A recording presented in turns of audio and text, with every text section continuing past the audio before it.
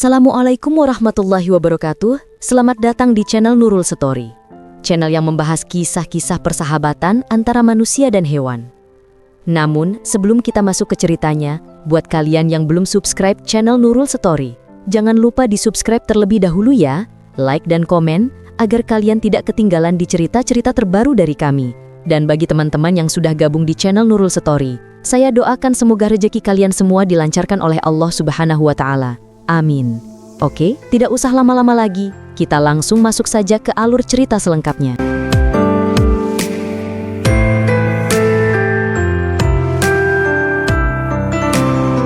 Malam itu, kamar kecil di ujung rumah kayu kami terasa lebih pengap dari biasa.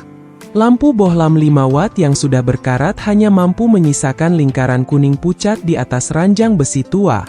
Di sana, ibu terbaring miring ke kiri, seperti yang sudah ia lakukan selama 3 tahun terakhir. Separuh tubuh kanannya mati rasa, kaku seperti kayu yang terlalu lama terendam air. Tangan kanannya tergeletak di sisi ranjang, jari-jarinya meringkuk ke dalam, kuku-kukunya panjang karena sudah tak mampu lagi memegang gunting. Aku memotongnya perlahan minggu lalu, sambil menahan air mata agar tidak jatuh ke kulitnya yang sudah terlalu tipis. "Arum," suara ibu serak, hampir tak terdengar. Ia memanggilku dengan bibir yang hanya bisa bergerak di sisi kiri. Kata-katanya terputus-putus, seperti orang yang berbicara di tengah angin kencang. Aku mendekat, duduk di pinggir ranjang, menggenggam tangan kirinya yang masih hangat. "Iya, Bu. Arum di sini." Matanya yang dulu tajam kini berkaca-kaca, selalu berkaca-kaca. Ia menatapku lama, seolah ingin mengingat wajahku yang mungkin sudah banyak berubah sejak ia tak lagi bisa benar-benar melihat dengan jelas. "Kamu capek, ya?" Aku tersenyum, meski aku tahu senyumku pasti terlihat kaku. "Enggak kok, Bu. Arum senang merawat ibu." "Itu bohong. Aku capek. Sangat capek. Tapi aku tak pernah mengatakannya. Bagaimana mungkin aku mengeluh di depan perempuan yang sudah tak bisa lagi menggerakkan setengah tubuhnya, yang harus menahan malu setiap kali aku mengangkat tubuhnya ke kursi roda, yang harus menangis diam-diam saat aku membersihkan kotorannya karena ia tak lagi bisa menahan apapun?" Malam ini, napas ibu lebih berat. Aku tahu tanda-tandanya. Dadanya naik turun terlalu cepat, seperti burung yang terperangkap dalam sangkar kecil. Aku mengambil alat tensi, melingkarkan manset di lengan kirinya yang kurus kering. 180/110. Tinggi lagi. Aku menarik napas panjang, mencoba menahan getar di tanganku saat melepas manset itu. "Bu, tensinya tinggi. Arum ambilkan obat ya." Ibu mengangguk pelan. Matanya tak lepas dariku. Ada sesuatu di tatapannya malam ini. Sesuatu yang membuat dadaku sesak sebelum ia mengucapkannya. "Arum, ibu mau bilang sesuatu." Aku berhenti di ambang pintu, menoleh. "Apa, Bu?" "Ibu, tahu, ibu merepotkan kamu." Kata-kata itu jatuh seperti batu besar di dadaku. Aku berlari kembali ke sisinya, berlutut di lantai, kepalaku bersandar di tepi ranjang. "Jangan bilang begitu, Bu. Jangan pernah bilang begitu." Tapi ibu melanjutkan, suaranya semakin lemah. "Kamu sudah 27 tahun, belum menikah, belum punya hidup sendiri, karena ibu. Ibu, jadi beban." Air mataku jatuh tanpa izin. Aku menggenggam tangan kirinya erat-erat, seperti takut ia akan pergi kalau aku lepaskan. Ibu bukan beban. Ibu segalanya buat Arum. Kalau ibu pergi, Arum yang gak punya apa-apa lagi. Ibu tersenyum tipis. Senyum yang miris. "Kamu, ingat, waktu kecil, ibu pernah bilang, kalau ibu mati, kamu harus hidup bahagia." Aku mengangguk, tapi tak bisa bicara. Tenggorokanku tercekat. "Sekarang, ibu minta, kamu janji, kalau ibu pergi, kamu cari kebahagiaanmu. Jangan terus di sini, sendirian." Aku menangis. Bukan tangis biasa. Tangis yang membuat seluruh tubuhku bergetar, yang membuatku memeluk kaki ibu yang tak lagi bisa merasakan pelukanku di sisi kanan. Aku menangis sampai bajuku basah, sampai suaraku hilang, sampai aku tak lagi bisa membedakan air mataku dengan keringat. Ibu jahat? Akhirnya aku berbisik. Ibu jahat sekali, minta Arum janji begitu. Ibu tak menjawab. Matanya terpejam pelan. Napasnya semakin pendek. Aku panik. Aku berlari mengambil oksigen portabel yang sudah hampir habis, memasang masker di wajahnya. Tapi ia menggeleng lemah. Sudah, Arum. Biarkan ibu istirahat. Tidak, aku berteriak. Ibu nggak boleh menyerah. Ibu harus kuat. Arum masih butuh ibu. Arum belum siap ditinggal. Aku memeluknya. Tubuhnya yang ringan, yang dulu kuat menggendongku saat aku kecil, kini terasa rapuh seperti daun kering. Aku memeluknya erat-erat, seolah pelukanku bisa menahan nyawanya yang mulai pergi. Ibu, maafkan Arum, maaf karena Arum pernah kesal. Maaf karena Arum pernah diam-diam menangis di kamar mandi karena capek. Maaf karena Arum pernah berpikir, andai ibu nggak sakit, hidup Arum pasti lebih mudah. Aku menangis semakin keras. Tapi Arum gak pernah benci ibu. Arum cuma takut banget kehilangan ibu. Tangan kiri ibu bergerak pelan, menyentuh pipiku. Jari-jarinya dingin. Arum, ibu bangga, punya anak, sepertimu. Napasnya terhenti sejenak. Aku menahan napas bersamanya. Ibu, sayang, kamu, selamanya. Lalu sunyi. Aku masih memeluknya. Lama, sampai tubuhnya benar-benar dingin di pelukanku.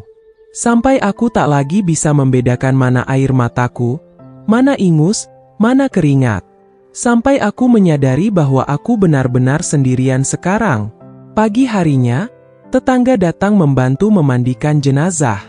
Aku hanya duduk di sudut kamar, memeluk bantal ibu yang masih berbau obat dan sabun colek. Aku tak menangis lagi. Air mataku sudah kering. Yang tersisa hanya lubang besar di dada, yang rasanya tak akan pernah terisi lagi. Saat peti ditutup, aku memasukkan sesuatu ke dalamnya. Foto kecil waktu aku lulus SMA. Saat ibu masih bisa berdiri tegak di sampingku, tersenyum lebar dengan tangan kanannya memegang piagamku.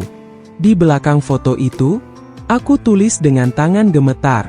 Ibu, maaf Arum gak bisa janji akan bahagia tanpa ibu. Tapi Arum janji akan hidup. Karena itu yang ibu mau. Tunggu Arum ya, Bu. Nanti kalau kita ketemu lagi, Arum mau dipeluk pakai dua tangan ibu yang sudah sembuh. Aku mencium keningnya yang sudah dingin untuk terakhir kali. Selamat jalan, Ibu. Rumah ini terlalu sepi tanpamu. Dan aku, anakmu yang selalu merasa tak pernah cukup membalas kasihmu, akan belajar hidup dengan lubang besar di dada yang kau tinggalkan. Sampai kita bertemu lagi, di tempat yang tak ada lagi air mata. Malam itu gelap sekali. Langit desa kami seperti tertutup kain hitam tebal. Tanpa bulan, tanpa bintang. Hanya ada suara jangkrik dan angin yang menggoyang-goyang daun kelapa kering. Aku berdiri di bawah pohon mangga tua di belakang rumah Pak Kades. Tanganku gemetar memegang obeng kecil dan gunting kawat yang sudah karatan. Bau tanah basah menusuk hidung. Jantungku berdegup begitu keras hingga aku takut terdengar sampai ke dalam rumah besar bercat putih itu. Aku tak punya pilihan lagi. Tagihan rumah sakit ibu yang tak pernah lunas, hutang obat, hutang oksigen, hutang kursi roda, semuanya menumpuk seperti gunung. Pekarangan rumah sudah kosong, ayam terakhir terjual 2 minggu lalu, sawah digadaikan tahun lalu. Aku sudah mencoba segalanya, menjadi pembantu harian, menjahit sampai mata perih, menjual kue keliling dari rumah ke rumah. Tetap saja tak cukup. Ibu pergi membawa seluruh tabunganku, dan meninggalkan lubang yang terlalu besar untuk diisi dengan air mata saja. Lalu aku mendengar bisik-bisik di warung kopi. Pak Kades baru pulang dari Singapura, membawa cincin berlian 5 karat untuk istrinya yang ketiga. Katanya harganya 3,5 miliar. Cukup untuk melunasi semua hutang, Cukup untuk membayar petak kecil tanah kuburan yang layak untuk ibu, cukup untuk hidup lagi. Aku tahu ini salah. Aku tahu ini dosa besar. Tapi aku sudah terlalu lelah berdoa tanpa jawaban. Pagar belakang rumah Pak Kades tak terlalu tinggi. Aku melompat, rokku tersangkut kawat berduri, robek panjang sampai paha. Darah mengucur pelan, tapi aku tak peduli. Aku merayap di antara bayang-bayang pohon pisang, menuju jendela kamar tamu yang selalu terbuka sedikit karena AC rusak. Jantungku seperti mau pecah. Setiap langkah terasa seperti melangkah di atas pecahan kaca. Di dalam gelap, aku melihatnya. Cincin itu tergeletak di atas meja rias kayu jati, berkilau samar di bawah sinar lampu tidur kecil. Berlian birunya seperti mata setan yang menatapku. Aku mendekat, tanganku gemetar hebat. Kotak beludru merah terbuka lebar, seolah-olah sengaja dibiarkan begitu. Aku hampir menyentuhnya ketika tiba-tiba, "Siapa di sana?" Teriakan perempuan memecah malam. Embok Siti, pembantu rumah tangga Pak Kades, berdiri di ambang pintu dengan senter di tangan. Cahaya menyilaukan mataku. Wajahnya pucat ketakutan, lalu berubah menjadi amarah. "Maling! Ada maling! Tolong!" Teriakannya mengoyak kegelapan seperti golok. Aku panik. Cincin sudah di genggaman, dingin dan berat. Aku berlari menabrak meja, lampu tidur jatuh pecah. Kaki telanjangku menginjak beling, darah menetes, tapi aku terus lari. Jendela, pagar, pohon mangga, semuanya terasa terlalu jauh. "Maling! Tangkap!" Itu Arum. Arum anak Bu Misni yang sudah meninggal. Nama ibu disebut-sebut seperti cambuk. Aku tersandung, hampir jatuh. Tapi aku bangkit lagi, berlari melintasi halaman belakang, melewati kandang anjing yang menggonggong gila-gilaan. Pagar belakang terbuka. Aku meloncat, mendarat keras di tanah sawah yang kering. Kaki kananku terasa patah, tapi aku tetap berlari. Di belakangku, suara Pak Kades menggelegar. "Kejar! Jangan sampai lolos. Itu cincin 3 miliar. Tangkap hidup-hidup maupun mati." Lampu-lampu rumah warga menyala satu persatu. Pintu-pintu terbuka. Pria-pria bertelanjang dada membawa celurit, kayu, bambu runcing. Wanita-wanita berteriak memanggil nama anak-anak mereka. Seluruh desa bangun dalam hitungan detik. Aku mendengar langkah kaki puluhan orang di belakangku. Semakin dekat, semakin dekat. Aku berlari ke arah hutan karet di ujung kampung. Duri-duri menusuk telapak kakiku. Napasku tersengal. Paru-paruku seperti terbakar. Tapi aku tak boleh berhenti. Kalau tertangkap, aku tahu apa yang akan terjadi. Aku pernah melihat sendiri bagaimana masa mengamuk pencuri ayam 5 tahun lalu. Orang itu tak sampai hidup sampai pagi. "Arum! Berhenti kamu! Kamu sudah gila ya?" Suara Pak Slamet, tetangga sebelah, membuatku terseduh. Aku pernah memanggilnya Pak D. Aku pernah menyuapi anaknya yang sakit demam. Kini ia mengejarku dengan golok di tangan. Aku menangis sambil berlari. Air mata membuat pandanganku buram. Maaf, aku nggak punya pilihan, maaf." Aku tersandung akar pohon karet. Jatuh keras. Cincin terlepas dari genggaman, menggelinding ke dalam semak. Aku merayap mencarinya dengan panik, tanganku berdarah-darah mengais tanah. Jari-jariku akhirnya menyentuh benda dingin itu lagi. Aku memeluknya ke dada seperti memeluk nyawa. Tapi sudah terlambat. Mereka datang. Puluhan orang. Cahaya senter menyilaukan. Seseorang menendang punggungku keras hingga aku terjerembab. Cincin terlepas lagi, kali ini diambil oleh Pak Kades yang wajahnya merah padam. "Dasar anak durhaka. Ibu kamu baru mati, kamu sudah berani nyuri. Kurang ajar." Tendangan, pukulan, sabetan bambu, semuanya mendarat di tubuhku. Aku meringkuk, melindungi kepala dengan tangan. Rasa sakitnya luar biasa, tapi yang lebih sakit adalah teriakan-teriakan mereka. Orang miskin memang begitu. Dasar pemalas. Bu Misni pasti malu punya anak begini. Ibu kamu mati belum dingin. Kamu sudah jadi maling. Setiap kata seperti belati menusuk jantung. Aku menangis tanpa suara lagi. Darah mengalir dari hidung, dari mulut, dari luka di kepala. Aku hanya bisa berbisik di dalam hati. Maaf Bu, Arum gak kuat. Arum cuma mau ibu punya kuburan yang layak. Maaf, aku diseret. Tali rafia kasar mengikat tanganku ke belakang. Kaki telanjangku berdarah meninggalkan jejak di tanah. Mereka membawaku ke tengah hutan karet, ke pohon besar yang pernah jadi tempat aku dan ibu berteduh saat hujan waktu aku kecil. Di sana, mereka mengikatku. Tangan diangkat tinggi-tinggi sampai bahuku hampir copot.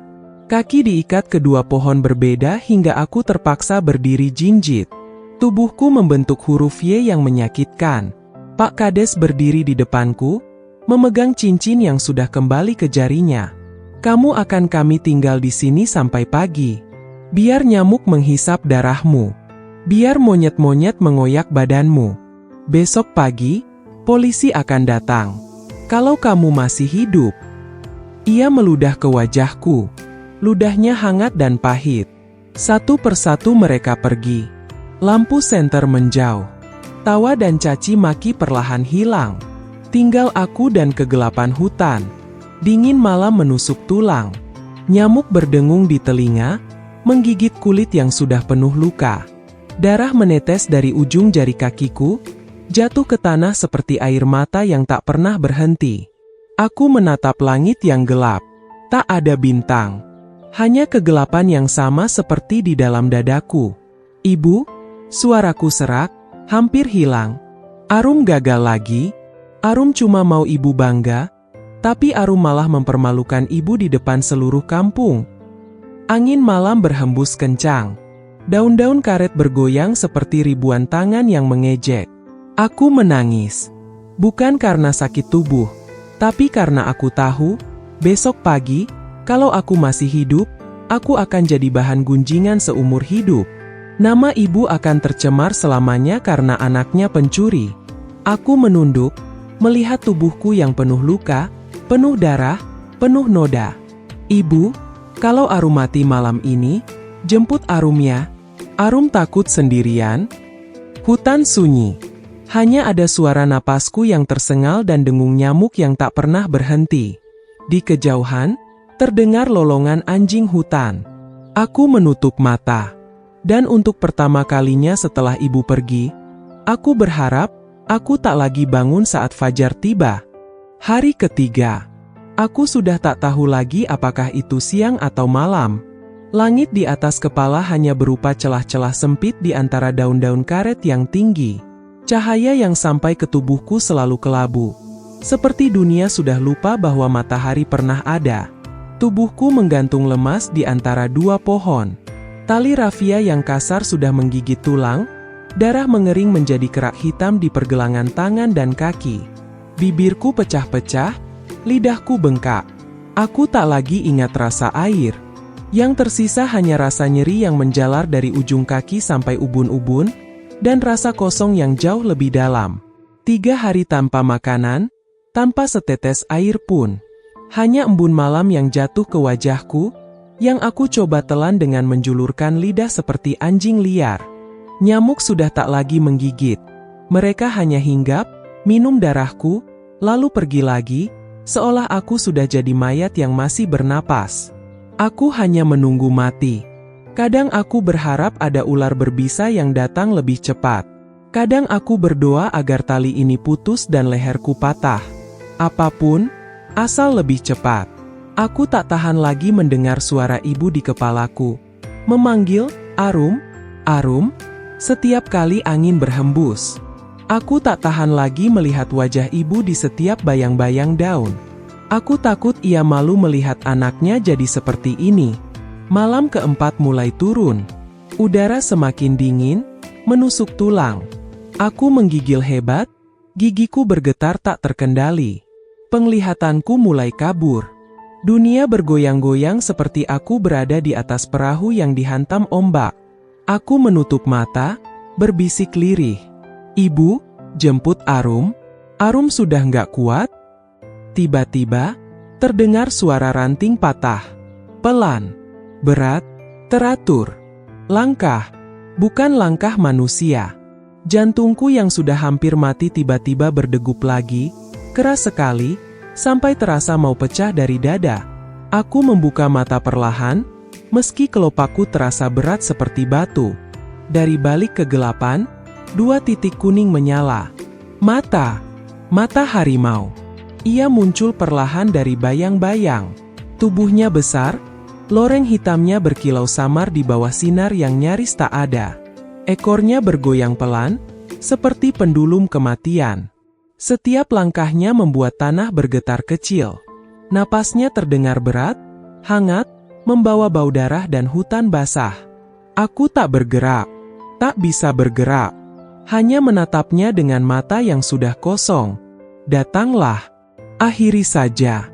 Lebih baik perutmu daripada perut mereka yang mengikatku di sini."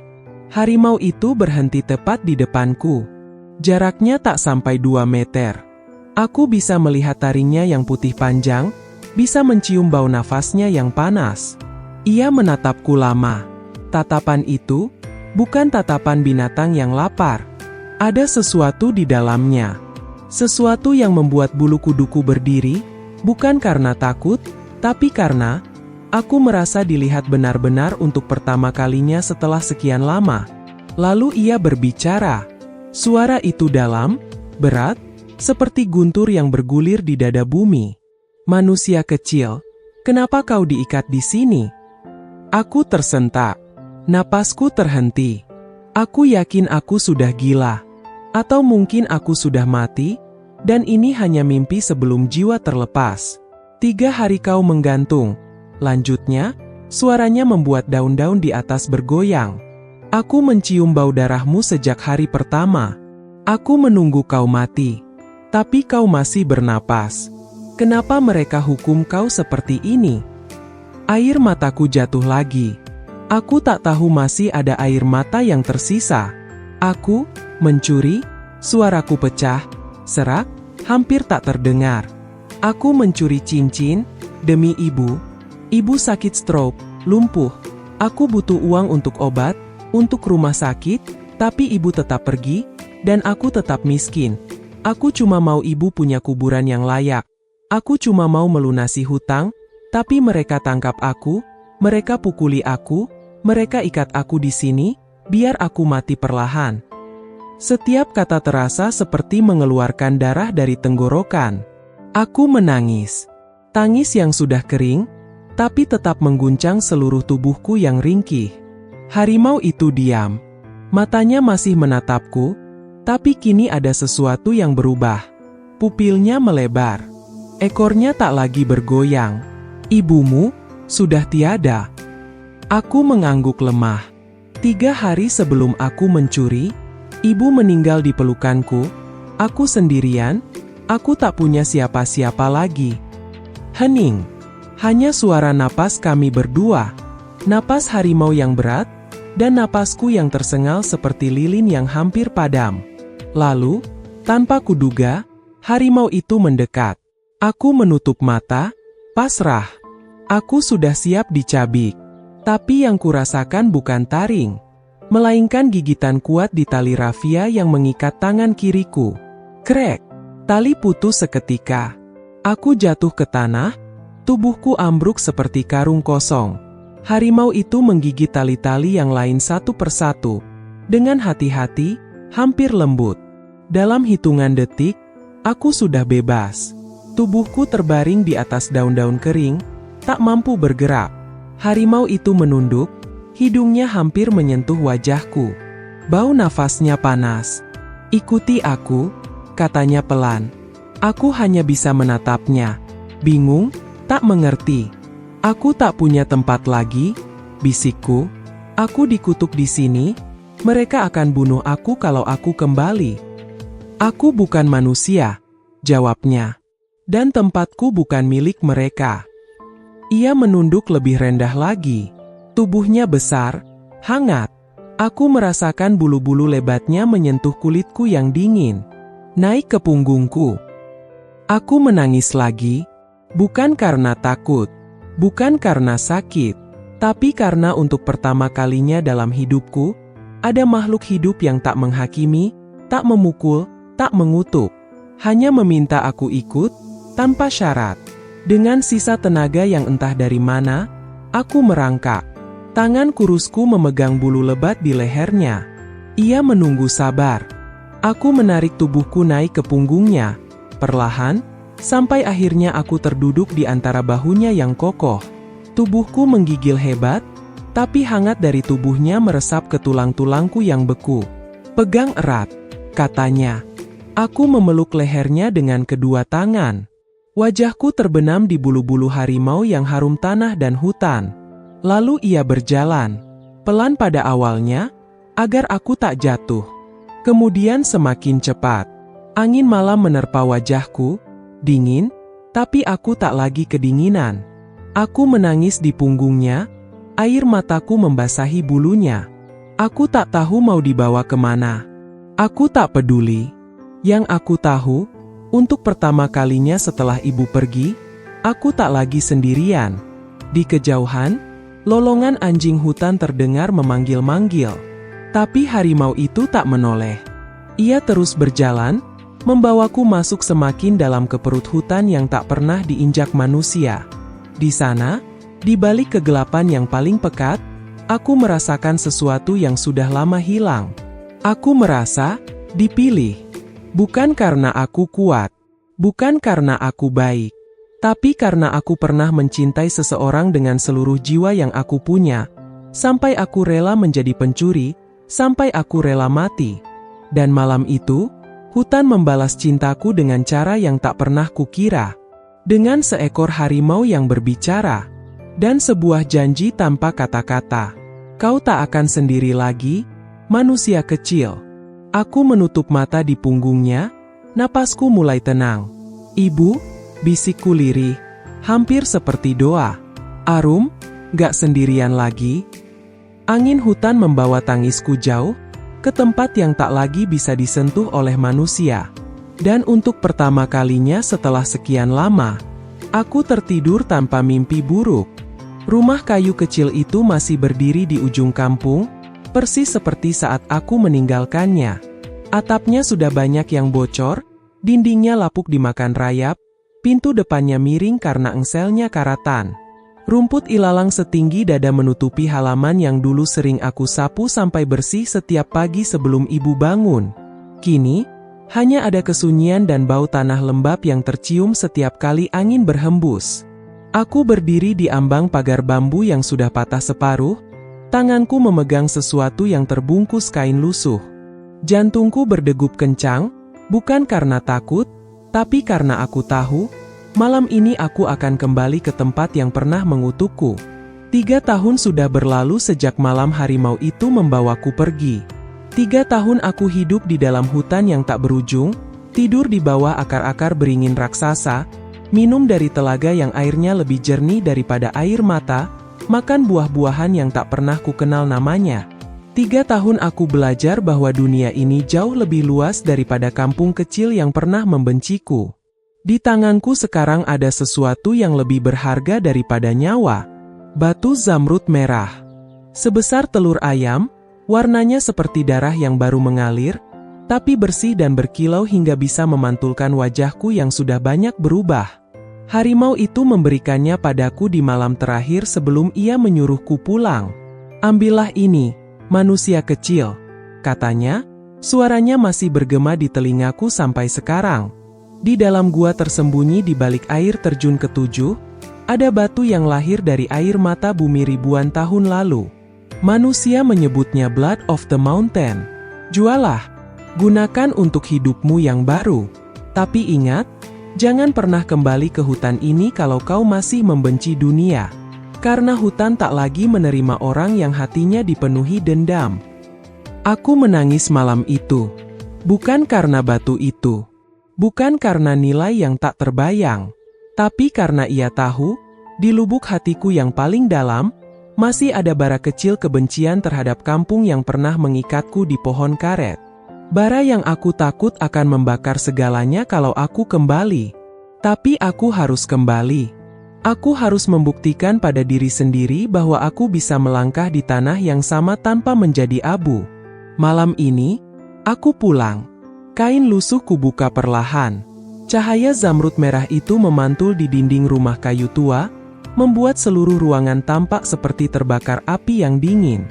Aku menatapnya lama. Di dalam kilauan itu, aku melihat wajah ibu.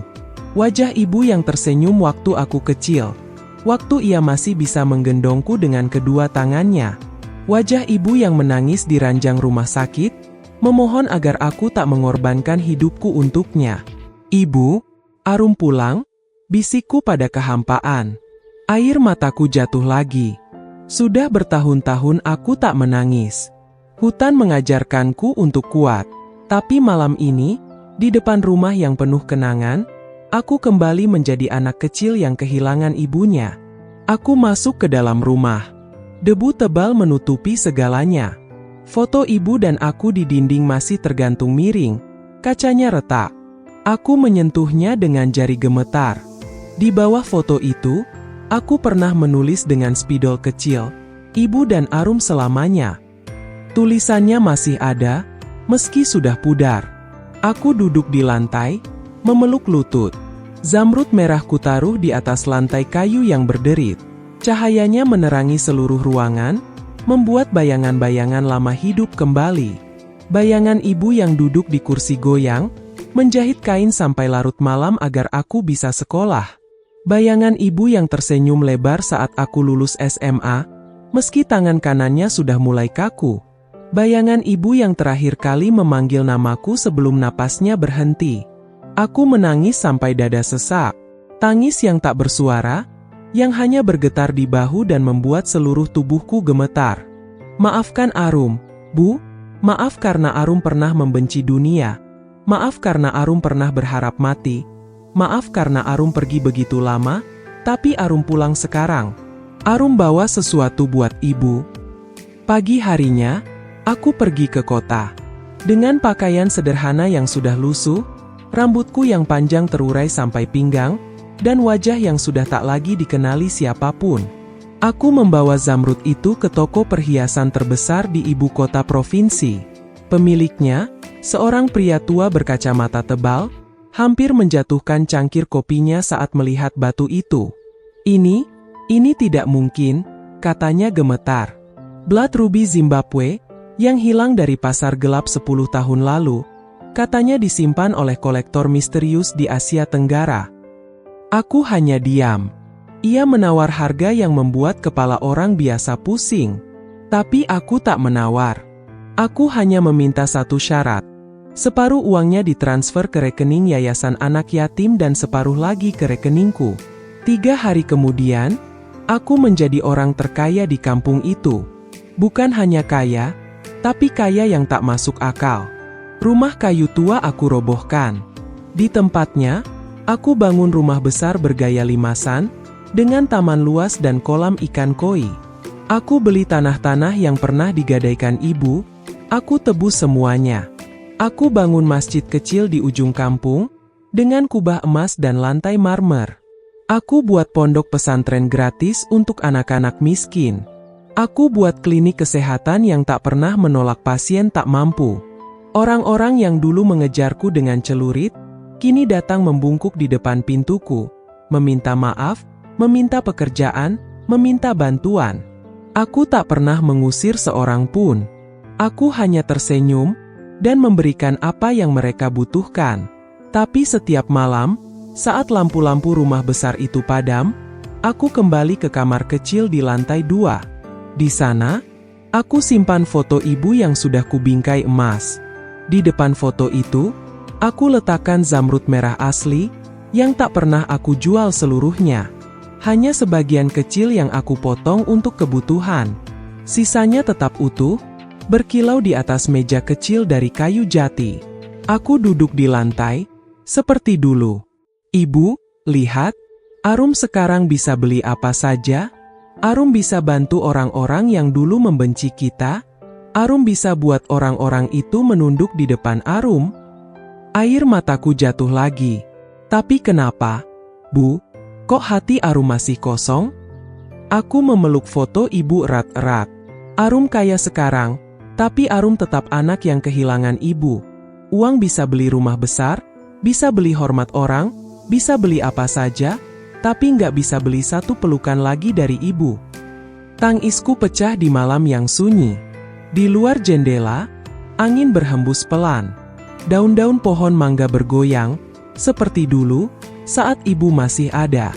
Dan di dalam kamar itu, wanita muda yang kini memakai gaun sutra dan berlian di jari, kembali menjadi Arum kecil yang menangis di pangkuan ibunya. Zamrud merah itu tetap berkilau di atas meja. Cantik, dingin, tak pernah bisa menggantikan kehangatan tangan ibu yang sudah tak lagi bisa memeluk. Aku kaya raya sekarang, tapi aku tetap miskin. Miskin karena kehilangan yang tak pernah bisa dibeli dengan berapapun miliar. Ibu, Arum pulang, bisikku setiap malam, seperti mantra yang tak pernah selesai. Dan Zamrud merah itu hanya diam, memantulkan wajahku yang tersenyum di depan orang lain. Tapi menangis di depan kosongnya kursi goyang yang sudah tak lagi berderit. Selamanya. 1 tahun sudah berlalu sejak aku meninggalkan hutan untuk terakhir kalinya. 1 tahun aku hidup di antara manusia lagi, di rumah besar yang terlalu sunyi, di antara orang-orang yang tersenyum lebar di depanku tapi berbisik di belakangku. 1 tahun aku belajar bahwa emas bisa membungkus tubuh, tapi tak bisa membungkus luka. 1 tahun aku tersenyum di siang hari, lalu menangis di malam hari, memeluk foto ibu sampai pagi. Aku sudah muak. Setiap pagi aku bangun dengan dada yang sesak, seolah ada batu besar menindih jantungku. Aku melihat wajah-wajah yang datang meminta bantuan, memuji-muji, memuja harta, tapi tak pernah benar-benar melihat aku. Mereka melihat kantong uang yang berjalan, bukan Arum yang pernah digantung di pohon karet sampai nyawanya tinggal sehelai. Mereka tak pernah bertanya, "Arum, kamu tidur nyenyak malam ini?" Mereka hanya bertanya, "Mbak Arum, bisa bantu biaya nikah anak saya? Mbak Arum, bisa pinjam dulu 50 juta. Aku lelah berpura-pura. Aku lelah menjadi manusia." Maka suatu malam, ketika bulan purnama menggantung pucat di atas atap rumahku yang megah, aku mengambil keputusan. Aku meninggalkan surat pendek di atas meja makan, hanya 1 baris. Aku pulang ke rumah yang sesungguhnya. Aku tak membawa apa-apa selain pakaian di badan, sebuah pisau kecil, dan zamrud merah kecil yang selalu kupakai di kalung, potongan terakhir yang tak pernah kujual. Sisanya sudah kuhibahkan semua. Tanah, rumah, uang, perusahaan, semua kuserahkan kepada yayasan anak yatim. Aku tak ingin ada lagi alasan bagi manusia untuk mencariku. Aku masuk hutan saat fajar masih kelabu. Kaki telanjangku menginjak tanah basah yang kukenal baunya. Aroma daun basah, akar busuk, dan darah kering dari masa lalu. Setiap langkah membawa kenangan. Di sini aku pernah tersandung, di sana aku pernah menangis sampai suaraku habis. Di pohon karet itu tali rafia pernah menggigit tulangku. Aku berjalan tanpa takut. Malah, aku merasa pulang. Hari pertama, aku memanggil namanya dengan suara lirih. "Raja, aku kembali." Tak ada jawaban. Hanya burung-burung kecil yang terbang ketakutan. Hari kedua, aku berjalan lebih dalam. Melewati sungai yang dulu pernah ku minum airnya sambil menangis. Aku berteriak lebih keras. "Aku sudah tak punya siapa-siapa lagi. Aku datang untukmu." Angin hanya membawa daun-daun kering yang berputar di kakiku. Hari ketiga, aku mulai putus asa. Kelelahan menyerang tubuhku yang sudah terlalu lama dimanjakan kasur empuk. Kakiku berdarah karena duri, perutku kosong, tapi aku tetap berjalan. Aku duduk di bawah pohon beringin tua yang pernah jadi tempat tidurku dulu, memeluk lutut, menangis tanpa suara. "Kalau kau tak mau aku lagi, aku akan mati di sini saja, seperti dulu." Malam keempat, kabut turun sangat tebal. Hutan menjadi lautan putih yang tak bertepi. Aku tak bisa melihat apa-apa lagi. Hanya dingin yang meresap sampai tulang. Aku duduk bersandar pada batu besar, kepala terkulai. Napasku sudah pendek-pendek. Aku tahu, mungkin ini akhir yang aku cari. Lalu aku mendengarnya. Langkah itu berat, pelan, pasti. Dari balik kabut, 2 titik kuning menyala lagi. Lebih besar dari yang kuingat. Lebih dalam. Lebih tua. Ia muncul. Tubuhnya masih sama gagah, tapi ada uban-uban perak di ujung telinganya, di pangkal ekornya. Matanya penuh pertanyaan yang tak perlu diucapkan. Aku menangis seketika. Tangis yang sudah kutahan berhari-hari pecah begitu saja. Raja. Ia mendekat perlahan, sampai hidungnya hampir menyentuh wajahku. Bau hangatnya, bau hutan dan darah dan kebebasan, membuat aku menangis semakin keras. Kenapa kau kembali, manusia kecil? Suaranya masih sama dalam, masih membuat daun-daun bergoyang. Bukankah kau sudah memiliki segalanya di dunia manusia? Aku menggeleng kuat-kuat. Air mataku membasahi bulunya. Ibu sudah tiada. Ibu meninggal bertahun-tahun lalu. Aku hidup sendirian. Setiap hari aku tersenyum, tapi hatiku mati. Mereka semua hanya ingin hartaku. Tak ada yang benar-benar melihat aku. Aku lelah berpura-pura bahagia. Aku memegang wajahnya dengan kedua tangan. Tak peduli taringnya yang tajam hanya sejengkal dari jari-jariku. Aku tak punya rumah lagi di sana. Rumahku di sini, bersamamu. Aku mau tinggal di sini selamanya. Aku mau jadi milik hutan. Aku tak mau kembali lagi. Harimau itu diam sangat lama. Matanya menatap lurus ke dalam jiwaku, seolah membaca setiap luka yang tak pernah sembuh. Lalu ia menunduk, menyentuh dahi dengan dahi. Manusia kecil, suaranya bergetar, kau tahu apa yang kau minta? Aku mengangguk, air mata masih mengalir. Aku tahu, aku tak akan bisa kembali lagi, aku tak akan punya nama lagi, aku akan dilupakan dunia, tapi aku tak peduli. Selama aku punya kamu, selama aku tak sendirian lagi. Ia menghela napas panjang. Napas yang membuat kabut di sekitar kami berputar. Kau akan merasakan dingin yang lebih dari malam. Kau akan merasakan lapar yang tak pernah ada di rumahmu yang megah. Kau akan melihat anak-anakmu lahir dan mati di hutan ini tanpa pernah mengenal kata sekolah. Kau akan menua lebih cepat daripada manusia lain. Kau tak akan pernah lagi mendengar suara manusia kecuali cerita angin. Kau yakin ini yang kau inginkan? Aku tersenyum di antara air mata. Aku sudah merasakan semua itu di dunia manusia. Raja, dingin di tengah keramaian, lapar akan kasih sayang, anak yang tak pernah ada karena aku tak pernah berani mencintai lagi, dan aku menua setiap hari karena rindu yang tak pernah selesai.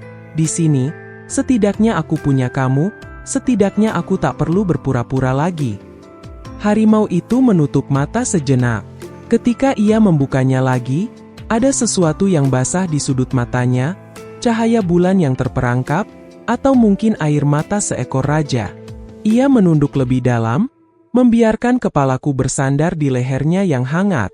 Kalau itu kehendak hatimu, maka kau bukan lagi manusia mulai malam ini. Kau adalah milik hutan, milikku. Aku menangis lagi, tapi kali ini tangis lega. Tangis yang sudah lama sekali tak kurasakan. Aku melepaskan kalung zamrud merah terakhir dari leherku, menggantungkannya di leher harimau yang besar itu. Batu itu berkilau di dadanya, seperti hati kedua yang berdenyut merah. Supaya kau ingat, bahwa pernah ada manusia bodoh yang mencintaimu lebih dari dunia yang ia miliki. Harimau itu mengangguk pelan. Lalu ia berbaring di sampingku, tubuhnya yang besar melingkari tubuhku yang kecil seperti pelindung. Malam itu, untuk pertama kalinya setelah ibu pergi, aku tertidur dalam pelukan yang hangat, tanpa mimpi buruk, tanpa rasa takut besok akan sendirian lagi. Ketika fajar menyelinap di antara kabut, aku sudah tak lagi memakai pakaian manusia. Aku telanjang di bawah sinar matahari yang baru lahir, hanya dilingkari oleh raja yang setia. Rambutku terurai liar, kakiku kotor tanah, tapi hatiku penuh. Aku tak pernah kembali ke kampung. Cerita tentang wanita kaya yang menghilang menjadi legenda. Rumah besar itu akhirnya kosong, lalu runtuh dimakan waktu. Nama Arum perlahan dilupakan manusia. Tapi di dalam hutan yang dalam, di balik kabut yang tak pernah terbuka bagi manusia biasa, ada seorang perempuan berambut panjang yang berjalan berdampingan dengan seekor harimau besar berzamrud merah di lehernya. Kadang, di malam purnama, orang-orang yang tersesat mendengar suara tangis perempuan yang lembut, diikuti raungan harimau yang dalam. Tangis bahagia, raungan janji abadi. Dan di antara mereka berdua, tak ada lagi kata sendiri. Selamanya.